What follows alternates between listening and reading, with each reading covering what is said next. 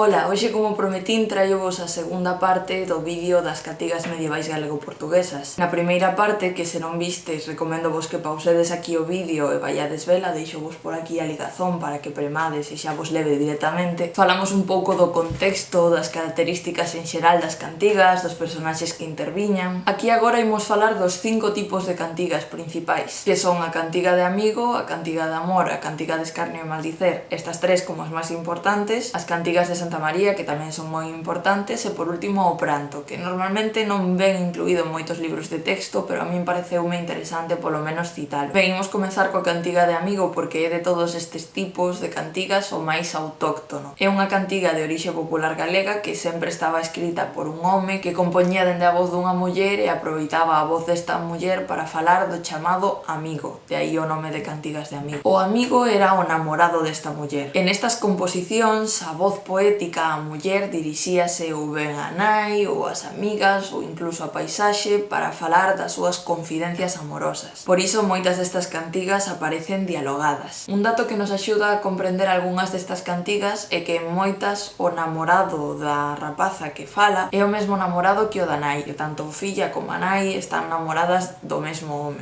Ben, pois ademais de todo isto tamén é moi importante comentarmos o escenario, que normalmente era rural. Nestas cantigas tiña moita importancia a paisaxe porque atopamos o tópico do locus amoenus, o lugar propicio para o amor. Describíase moito a paisaxe como un lugar que condicionaba o que ocorría as situacións amorosas. Ademais, dentro desta paisaxe topamos moitos elementos simbólicos, algúns elementos que non aparecen significando o que significan habitualmente. Por exemplo, no caso da auga, se topamos citada a auga nunha cantiga de amigo, o máis normal é que se empregue para facer referencia á fertilidade ou á sexualidade feminina. Por poñer outro exemplo, se atopamos cervos ou paxaros, estes normalmente empréganse para facer alusión á sexualidade masculina. Outro símbolo tamén é o do cabelo solto, que aludía á xuventude, á virxinidade. A verdade é que hai bastantes símbolos ao longo de todas as cantigas de amigo que chegaron ata os nosos días, entón se queredes seguir investigando pola vosa conta, é un tema bastante interesante, pero eu vou parar de dicir os significados aquí porque isto é un resumo ou un achegamento ás cantigas galego-portuguesas. Entón agora continuaremos falando dos tipos de cantigas de amigo. Dentro das propias cantigas de amigo tamén podemos establecer unha clasificación máis pequena, aínda que temos que ter en conta que algunhas destas cantigas de amigo inscríbense en varios tipos ao mesmo tempo. Por unha banda temos as cantigas bailadas. Neste tipo de cantigas, a voz poética, a namorada, chama a súa nai ou as súas amigas para que se unan con ela a un baile. Invitan a bailar. Por outra banda temos as mariñas ou barcarolas, que son aquelas composicións que inclúen o mar, como a tan coñecida das ondas do mar de Vigo, Se vistes o meu amigo. Tamén temos as de romaría, que son aquelas nas que se inclúe unha romaría ou fala de elementos religiosos. E por último, dentro desta clasificación eu falaría das albas, que son cantigas que suceden ao amencer, nas que a namorada se laia de non estar co amigo, da súa ausencia. Ben, pois xa vimos as características en xeral e os tipos de cantiga, entón agora imos pasar a falar dos recursos estilísticos frecuentes, por que se caracterizan formalmente estas cantigas. Se lembramos o vídeo anterior, estas cantigas estaban feitas para ser representadas en festas, entón o recurso que imos topar máis frecuentemente nelas vai ser o da repetición, porque é algo que seguimos a ver nas cancións de hoxe en día. Canto máis se repite unha cousa, máis doado de memorizar é. Entón, dentro destes recursos de repetición topamos algúns como poden ser o paralelismo, é dicir, que algúns versos se repitan pero non exactamente. Repítense cambiando algún pequeno detalle. Poñíamos antes tamén o exemplo das cancións, e tamén o vimos no anterior vídeo, e que outro recurso bastante importante de repetición eran os refráns. Os refráns eran un ou varios versos, que lembremos, os versos nesta época tamén se chamaban palabras, que se repiten ao final de cada estrofa, e neste momento as estrofas chamábanselles cobras. Ademais do paralelismo e o refrán, temos un recurso estilístico que non debemos esquecer nunca porque é moi específico das cantigas de amigo, é moi característico, que é o leixaprén. Se o traducimos significaría algo como toma e deixa. Para explicar o leixaprén vou vos deixar por aquí unha imaxe para que o vexades de xeito máis gráfico, porque creo que é como mellor se entende, pero basicamente basicamente consiste nun tipo de repetición no que se colle o segundo verso da primeira estrofa e se repite como o primeiro da terceira, e así pasa igual co segundo verso da segunda estrofa que pasa a ser o primeiro da cuarta. Deste xeito vanse encadeando pouco a pouco uns versos con outros e ao rematar temos unha composición que con moi poucos versos repetidos consigue unha lonxitude bastante ampla para os poucos versos orixinais que ten. Ben, pois xa tratamos a cantiga de amigo, que era a máis autóctona, agora imos pasar a falar da cantiga de amor, que non era tan propia de Galiza porque derivaba da cançó provenzal. Na Provenza había unha sociedade cunha burguesía crecente que se caracterizaba por idealizar a muller. Tiñan a muller case divinizada, como unha criatura perfecta, e isto reflectiríase moito nas cantigas de amor. De feito, o tipo de amor considerado como máis correcto era o que se inscribía dentro da doutrina do amor cortés. Este xeito de amor era, por así dicilo, o que consideraríamos hoxe como amor platónico. Tratábase de relacións espirituais entre cabaleiros de clase máis baixa que damas de clase máis alta. E normalmente eran iso, relacións soamente espirituais, de admiración, aínda que se en algún momento se chegaba a dar unha relación carnal, esta sempre se rexía polo código cabaleiresco.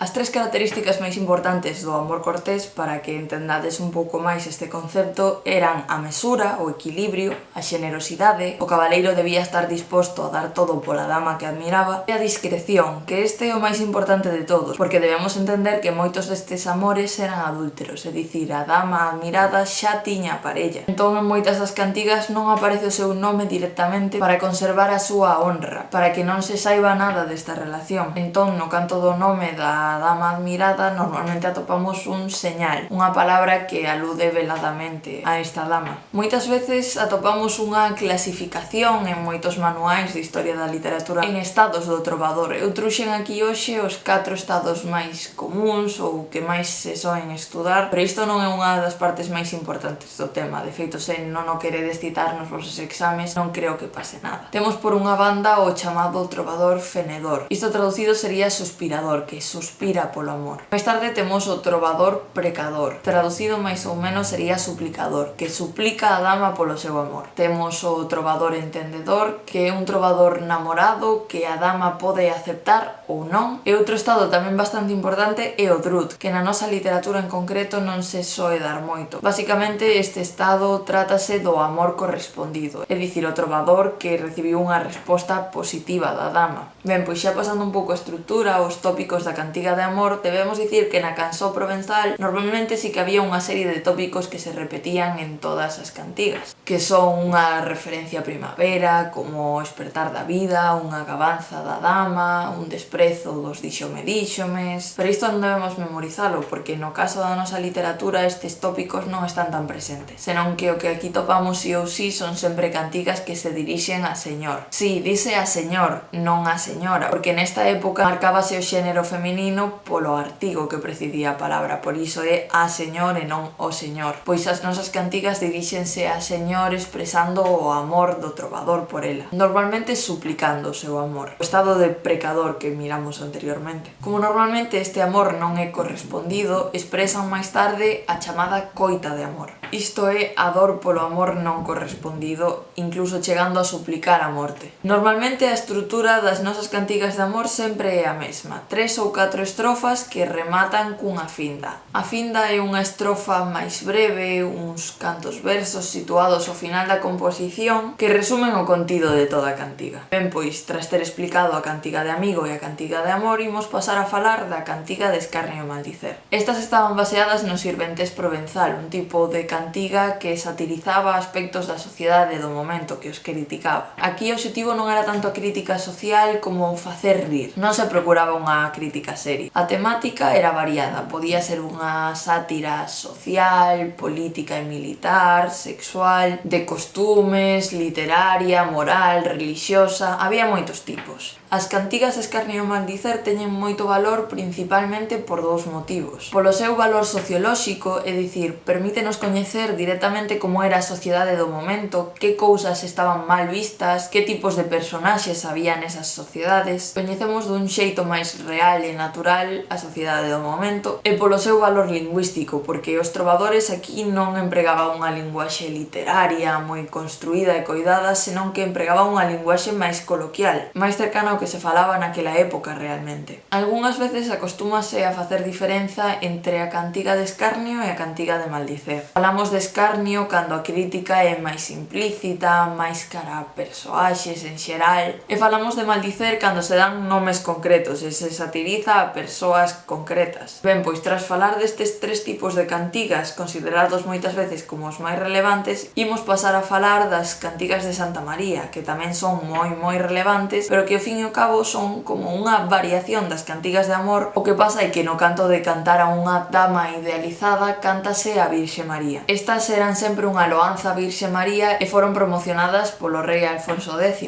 sabio. Naquel momento estaba de moda en toda Europa a literatura de milagres, é dicir, a literatura que contaba os milagres que sucedían, e as cantigas de Santa María non son máis que outra expresión desta moda. Ademais, o rei Alfonso X estivo tan interesado en promocionalas, entre outras cousas, porque lle serviron como instrumento político. Así reafirmouse non só como rei, senón como figura representante do poder divino, quitándolle un pouco de poder á Igrexa e divinizando a súa imaxe, facendo un pouco, salvando as distancias, como se el fose o representante da Virxe María. Dentro das cantigas de Santa María tamén atopamos outra pequena división, que distinguimos entre as cantigas narrativas, que contaban os milagres que facía a Virxe, e as cantigas de loor, que tiñan un carácter máis lírico, que eran de louvanza virxe, que se atopaban sempre nas páxinas rematadas en número 0. Isto pola creenza de que os números rematados en 0 eran máis perfectos, máis divinos. Ben, pois, despois de ter falado destes 4 tipos de cantigas, que serían os principais, tamén vou citar un último tipo, que é o pranto, que non é tan relevante nin ten tanta representación na nosa lírica. O pranto era un tipo de composicións que eran un laio por un home que morrera, que eran elexías que cantaban as súas virtudes. E tamén unha característica do pranto era que ás veces ao final incluía un saúdo ao seu sucesor, que falaba do seu sucesor tamén.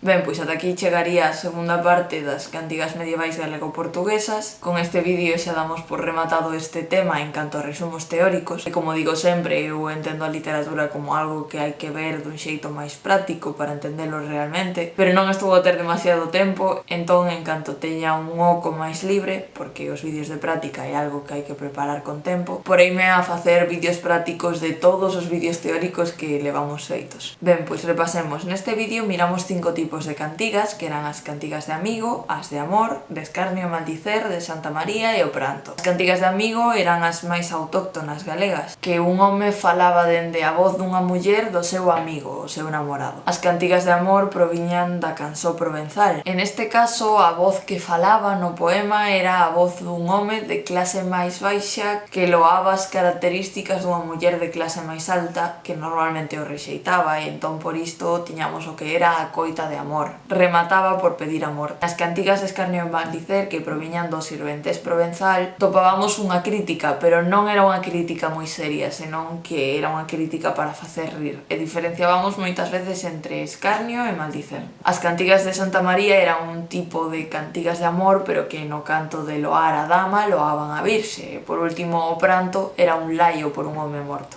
Ben, pois explicado todo isto e feito este resumo final para que vos queden as ideas un pouco máis claras, xa sí que vos vou deixar, e como sempre vos digo, se este vídeo vos gustou ou vos serviu de axuda para algo, faríame moita ilusión e axudaríame moito que me deixasedes un comentario e que, sobre todo, vos suscribísedes. Tamén se podedes darlle un gústame ou compartilo por redes, agradecería o moitísimo. Tamén deixo por aquí, como ao final de todos os vídeos, un círculo coa miña foto de perfil para que vos suscribades a canle, así o tedes máis doado, e a lista de reproducción co temario de Historia da Literatura Galega que entraba na Sabau, é dicir, a literatura galega do século XX e da actualidade. Dito todo isto, un saúdo e ata a próxima, e se tedes algunha suxestión para próximos vídeos, non dubidedes en facermos saber. Un saúdo e ata a próxima, moitas grazas.